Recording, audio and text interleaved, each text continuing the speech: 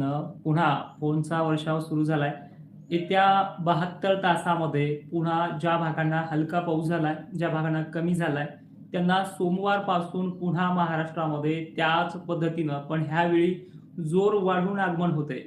मागील पंढरपूरच्या जायच्याही अगोदरच्या व्हिडिओत तुम्हाला सांगितलंय, की जायकवाडीच्या धरणामध्ये 45% एवढी आवक, पण काही थोडी वातावरण जर बदल झाला तर 50 पर्यंतही जाऊ शकते, असं ठाम सांगून आपण इथे यात्रा पूर्ण करून आलोय.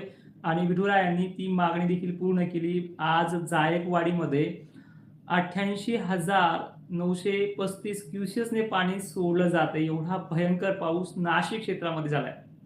आता पुढे ही परिस्थिती कशी जाईल हे देखील आपण थोडक्यात बघूयात.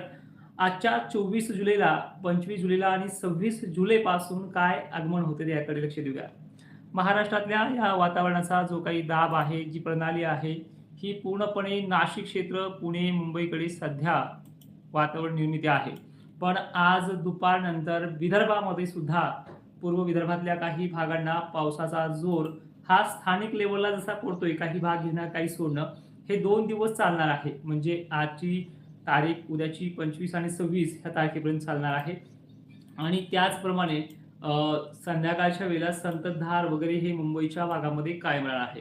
जळगाव जिल्ह्यात उद्यापासून परत स्थानिक लेव्हलचा पाऊस सुरू होतोय आणि नागपूर, चंद्रपूर, नांदेडच्या काही तुरळक भागात. मात्र मराठवाड्याला आणि विदर्भाला 2 दिवस विश्रांती आहे. त्यानंतर रविवारपासून बुलढाणा, जालना, नांदेड, परभणी, लातूर इथे सुद्धा जो 2 दिवस विश्रांती घेतली, की इथे सुद्धा स्थानिक वातावरणासारखा पाऊस थोडा वाढ होणार आहे. जे 50 ते 60% ची व्याप्ती घेऊन एक स्थानिक लेव्हलला. पण याच्यामध्ये वारे असल्यामुळे हे जे काही 2 दिवस आहे रविवारपर्यंतचे, इथे कमी प्रमाणात राहील, कुठे-कुठे जास्त राहील. नाशिक वगैरे भागातला जोर जो आहे तो कधी कमी तर कुठे जास्त प्रमाणामध्ये टिकून राहणार आहे. त्यानंतर आपण जे 72 तासामध्ये म्हणजे उद्यापासून 3 दिवसामध्ये यात जळगावचा समावेश सुरुवात होणार आहे. यामध्ये जळगाव, नागपूर, चंद्रपूर, इकडे बुलढाणा जिल्हा, भोकरदन, जाफराबाद, कन्नड, सिल्लोड पट्टे आणि याच सोमवारी रात्रीच्या वेळेला सोलापूर, सांगलीमध्ये काही ठिकाणी चांगला पिकांना दिलासा देणारा कंडिशन असणार आहे. आणि एक महत्त्वाचं म्हणजे ह्या व्हिडिओच्या शेवटपर्यंत जाताना सांगेलच तुम्हाला मी. पण नक्कीच सोमवारपासून पुन्हा पिकांना जीवदान देणार आहे. आता बखाड नाहीये, आता तरसवणं नाहीये आणि 1972चा दुष्काळ मी सुद्धा बघणार आहे कसा आहे. जे पिकांना सुकत असताना, शेतकऱ्यांचं पीक करपत असताना त्यात काळीज करपण्याचं जसं काम केलंय, त्यांना तोंडावर टिचून महाराष्ट्रामध्ये जायकवाडीमध्ये मोठ्या वेगाने आवक होते आणि हे देखील तुम्ही तुमच्या डोळ्यांनी पाहताय. त्यानंतर सोमवारपासून जे जिल्हे वाढणार आहेत त्यामध्ये एकंदरीत मराठवाड्याचे आणि विदर्भाचे सर्व आहेत आणि खानदेशच्याही बरेच आहेत. पश्चिम महाराष्ट्रामध्ये जशी वारी मागे फिरेल तसा तसा पावसाचा जोर हा सोमवार, मंगळवारपासून वाढणार आहे. ठीक आहे. नक्कीच कंटिन्यू फेल आहे, फेल होत राहणार आहे आणि तुम्ही सुद्धा ते बघतच राहा. उमरग्यामध्ये बऱ्याच ठिकाणी पाऊस चांगला आहे, काही-काही गावं आहेत त्यांना कधीच पंढरपूरची यात्रा मागे फिरल्याशिवाय पाऊस पडत नाही. मी पाहिले, जवळून पण पाहिले. चला आता पुढची अपडेट पाहूया. हे मंगळवार पासून आणखीन याची तीव्रता वाढत जाईल. म्हणजे 27, 28, 29 या तारखेला याचा प्रभाव आणखीन वाढणार आहे. 27 पासून हा जो वाढतोय याच्यामध्ये विदर्भाचा समावेश जास्त आहे. अनेक ठिकाणी मुसळधार ते जोरदार पावसाची एंट्री ही विदर्भाच्या काही प्रमुख भागांची आहे. त्यांची नाव बघूयात पहिले. याच्यात नांदेडचा समावेश बऱ्यापैकी आहे, परभणीचा समावेश बऱ्यापैकी आहे. यवतमाळ, कारंजा, लाड, वाशिम, पुसद, हिंगणघाट, चंद्रपूर आणि खामगाव, बुलढाणा जिल्ह्यांचाही जोर 27 तारखेपासून म्हणजे सोमवारपासून वाढतोय. आणि जायकवाडीच्या बाबतीत तुम्ही तर बघितलंय, चांगला पाऊस सुरू झालेला आहे जायकवाडी क्षेत्रामध्ये सुद्धा. त्यातल्या 28 तारखेला सुद्धा मराठवाडा, विदर्भ, लातूर जिल्ह्याचा जोर सुद्धा यावेळेस वाढतोय. लातूर जिल्ह्यामध्ये आणि याचं कारण असं आहे की गरमीची लेवल आणि ढगांची गर्दी खूप जास्त आहे. 28 तारखेला मंगळवारी धुळे, मालेगाव, छत्रपती संभाजीनगरचे एकंदरीत सर्व तालुके, जालन्याचे सर्व तालुक्याचे, बुलढाण्याचे सर्व तालुके, अकोला, यवतमाळ, विदर्भाच्या एकंदरीत सर्व तालुक्यात. नाशिकचा जोर पुन्हा एकदा 28 तारखेला, जे आता उद्यापासून कमी होणार आहे, जे आजही काही ठिकाणी कमी होईल, पण त्यानंतर हा जो जोर आहे परत 28 तारखेपासून पुन्हा वाढतोय. म्हणजे जायकवाडीसाठी गोदापट्ट्या शेतकऱ्यांना, काही गोदापट्ट्या आमच्या घनसावंगी तालुक्यातल्या पेरण्या कमी झाल्या, पण त्यांना मी त्यावेळेस सांगितलंय की हे जे धरण आहे हे 80 ते 90% भरणार आहे. पण जर परतीच्या पावसाने जर साथ आणखीन दिली तर ह्या धरणाचे दरवाजे तुमचे गाव उठवायची सुद्धा वेळ येऊ शकते. अशा पुढचा पाऊस आहे आणि हाच आपला तुलकर पॅटर्न आहे. जो निर्णय आहे, जो समता आहे, ती वातावरण पाहून बदलत नाहीये अनेकांसारखी, ती कायम टिकून ठाम आहे.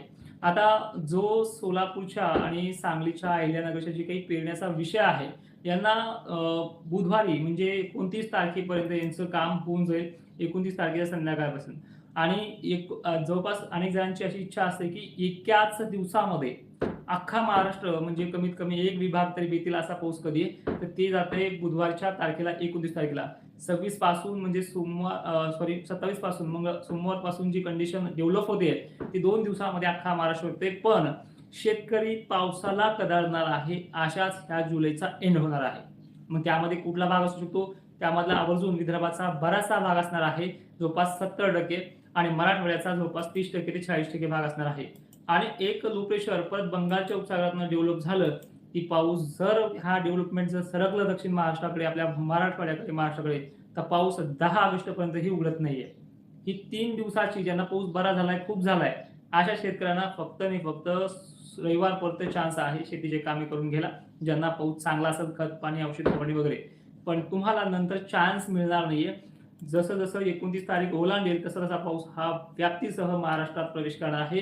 धुळ्याचा आणि खान्देशचा दुष्काळी पाण्याचा प्रश्न हा याच महिन्यात मिटणार आहे. ह्या जुलै महिन्याच्या ह्या तारखे शेवटपर्यंत मिटणार आहे.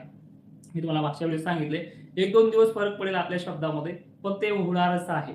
त्यानंतर विदर्भ, मराठवाड्याला यंदा दुष्काळ नाहीये. खान्देशचाही समावेश दुष्काळाच्या बाबतीत नाहीये.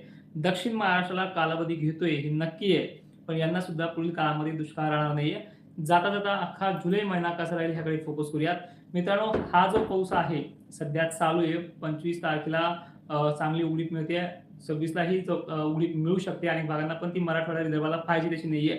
त्यांचं आगमन जसा सोमवार टाकण्यास बाबतीत एक नंबर राहील आणि तिथून पुढे जर लागोपाठ कंडिशन राहिली, तर जवळपास 7 जुलैपर्यंत सुट्टी राहणार नाही महाराष्ट्रामध्ये. आणि याच काळामध्ये विहिरीच्या पाण्याचा प्रश्न मिटायला सुरुवात देखील होईल. आणि याच्यामध्ये असं आहे, की जर इथे 7 ऑगस्टपर्यंत राहिलं आणि पुढच्या भागामध्ये मिळायला बघता फक्त 10 दिवसाची मिळू शकते पुढे 7-8 ऑगस्टच्या नंतर. मग ती जर नाही मिळाली, की त्यानंतर 17 ऑगस्टपासून जो पाऊस वाढणार आहे, त्या पावसामध्ये आता हा शब्द बोलू नये, पण असे बरेचसे भाग आहेत. गेल्या वर्षी 70% सांगितलं, ॲक्युरेट 80% भाग झालाय. ह्या वर्षी कमीत कमी 25 ते 40% भागांना जवळपास 15 सप्टेंबरच्या आत ओला दुष्काळ अशी सुद्धा वेळ आहे. जाता-जाता आता पुन्हा एकदा सांगेल, की नाशिककरांवर तुमचा जोर ओसरलेला आहे. पुन्हा 5-7 दिवसांनी तो वाढेल सुद्धा. पुन्हा तो नंतर सुद्धा 4-5 दिवसाला तुमची पावसाची जी काही प्रणाली आहे पूर्ण आहे. नाशिकच्या एकही भागामध्ये असं राहिलं नाहीये, की त्यांना दुष्काळ भासतोय म्हणून. नाशिकचे येवला, निफाड वगैरे सगळ्या भागांचे व्हिडिओ झालेत आणि आणखीन तुम्हाला सांगतो, राहिले असेल काही गावं तर काळजी करू नका. पावसाळा हा काही गावांना, काही जिल्ह्यांना 2025 ची सुद्धा बरोबरी करणार आहे. जय शिवराय. धन्यवाद. संध्याकाळी लाईव्हमध्ये सगळं सविस्तर पुन्हा बघूयात.